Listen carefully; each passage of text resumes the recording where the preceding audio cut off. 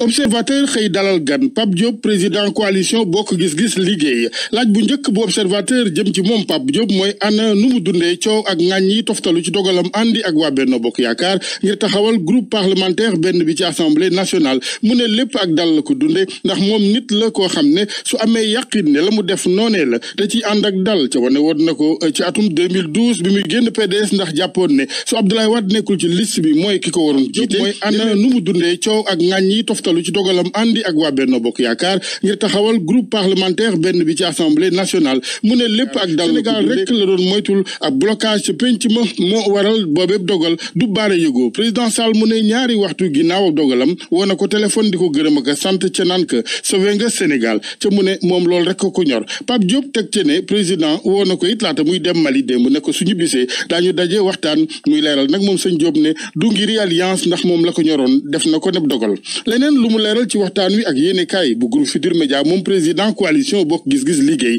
mooy ne dara jotalewul dogalu politique am boobee ak ku tedd ki Serigne Mountakha Bassirou Mbacké daa fekk ne ak murit bi mu doon du woon teggin kilifa gi di déggee dogal bi feneen Pape Diop leeral it leneen diggam ak Ousmane Sonko ñi laam-laamee ne ay jamono da ko fay jàppale ki koppar moom Ousmane Sonko mu ne déedéet dara amu ca nag nit da ngay wax dëgg gouvernement bu bees beeg taxawal géeg suñu leen woowoon ñoom coalition bokk gis-gis liggéey it mu ne daañ ca dem ndax ñoom seen coalition am na ay membres yoo xamante ni ay cadre yu wér lañu yu mën a doxal gouvernement ci direct news Mamadou Lamine Massaly di ko jàppal tànk moom Pape Diop ca naan muy moom di jege ñaalem amul benn leçon nag bu ñuy jotee ci ñeneen ñi ca liberté gu mat sëkk la defee dogal bi ca ñiy ŋàññ du nuy démocrate ndax nag xalaat ak dogal ku ne am na ca sañ-sañ ca nag mu ne moom Mamadou Lamine Massaly pareegul ci yooyu xeeti leader yi ŋàññ La Tribune xëy ne président Abdoulaye Wade moom la mu bëggatul a dégg wala gis mooy lëngoog Yewwi ca nag ma ngay artoo taxawal groupe parlementaire boppam ndax dafa jàpp ne alliance bi daa teg PDS ci toogu bu jekkul enquête xëy waxi primature ak assemblée nationale ak yeeroon tëgg ca Mimi Touré Amadou Ba yéene kaay bi ne duñu nangoo féete ginnaaw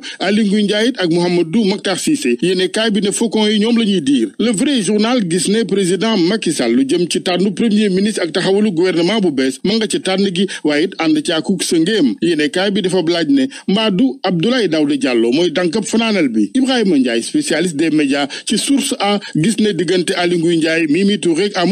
Amadou Ba lay tànn ndax dayoom ak i qualité mu ne dina doon chef de gouvernement bu baax Mimi Touré fu mu ko gis mooy ci assemblée nationale ba ci njiital penc moome wala it ministre affaires étrangères ndax bu baax lay doon ci fànn woowee Aly Ngouille Ndiaye it naka noonu mu ne mu am poste souveraineté di poste bu dëgër ci nguur gi leneen ci yéenekaay di kàddu maître Amadou Diallo président Amnesty Sénégal mu ne 2007 ak léegi juróom fukk ak benn ci doomu aadama faat nañ leen ci manifestation fukk ak ñeenti dossier rek lanu ci àtte ak i daanu yemamaay yoon nag la gis ne la muy dëgëral mooy wàllu impunité dossier manifesté ak mars yëfi woon it mu ne ba tey avancé wul demul dikkul wàllu lamb Gris Bordeaux tey la gën a bokk Fass ci sunu lamb moom Gris Bordeaux di ci dalal xelu Abdou Gueye ndax mu ne jóge Fass mooy trahir war Mbaye Gueye moom produit Fass la du traître ci observateur ñi koy ŋàññi nag moom Gris Bordeaux mu ne bu nu yeboo noppalu ndax dara yëngalu ko ca moom mental d'acier la am maanaam der bu dëgër la yor dub nooy neex football gi observateur xëy xamali ñoo Pathé Ciss rakki Saliou Ciss bu équipe nationale ci liga bi ci Espagne ñu ne